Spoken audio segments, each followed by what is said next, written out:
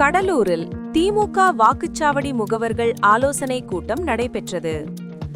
கடலூர் மாநகராட்சிக்குட்பட்ட மஞ்சக்குப்பம் 2வது மற்றும் 3வது வார்டு பகுதிகளுக்கான திமுக ஆலோசனை கூட்டம் மற்றும் வாக்குச்சாவடி முகவர்கள் கூட்டம் நடைபெற்றது.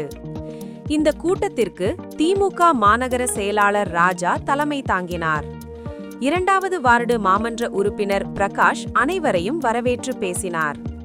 இக்கூட்டத்தில் தொகுதி பார்வையாளர் சுவை சுரேஷ், பகுதி செயலாளர் நடராஜன், மாநகர துணை செயலாளர் சுந்தரமூர்த்தி, 3வது வார்டு மாமன்ற உறுப்பினர் கீதா குணசேகரன் ஆகியோர் முன்னிலை வகித்தனர்.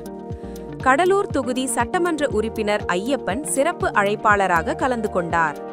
அவர் தனது உரையில் வரவிருக்கும் சட்டமன்ற தேர்தலை எதிர்கொள்வது குறித்தும், வாக்குச்சாவடி வாரியாக மேற்கொள்ள வேண்டிய களப்பணிகள் மற்றும் தேர்தல் கால வியூகங்கள் குறித்தும் விரிவாக எடுத்துரைத்தார்.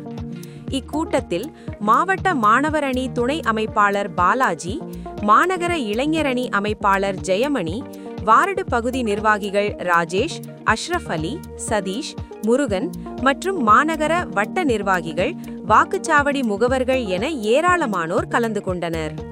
நிகழ்வின் நிறைவாக வட்ட செயலாளர் உமாபதி நன்றியுரையாற்றினார்.